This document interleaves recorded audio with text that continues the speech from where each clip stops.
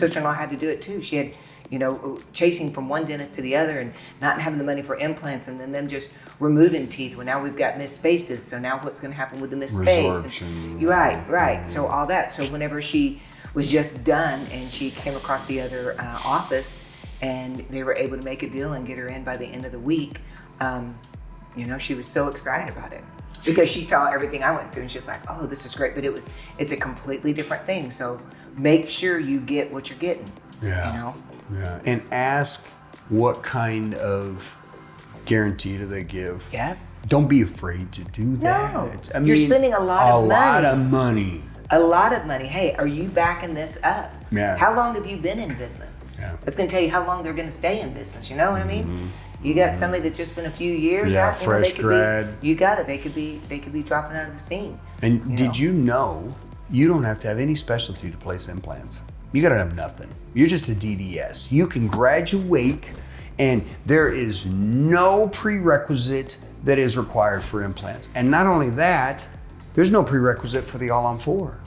For what we went through. Now our dentist is an expert at this, and that is something I recommend everybody who's thinking about going this. There are a lot of general dentists that there are a few good general dentists that know what the heck they're doing on this. They've really focused, they've specialized, they've done it for a long time. So I'm not just trying to throw GPs under the bus and say you have to, but I am saying that as a patient, I want to know, and that's really what led me being a prosthodontist, having a surgical background.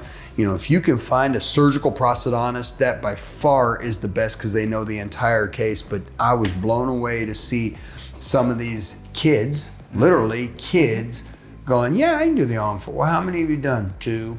Where? Well, down in Mexico, because you can't actually, by the way, didn't know if you knew this, but there's no live, you can't do live placement in the US. If you're a dentist, and let's say I went to dental school and now I really want to learn implants or All-On-4, I've got to do it on mandibles or fake bone and that kind of stuff, or go to the Dominican Republic, Mexico, different areas like that. You can't do it in the US. And they might have 2-3 days of placing it on 2, 3, 4 patients, and then they go after it. That's it.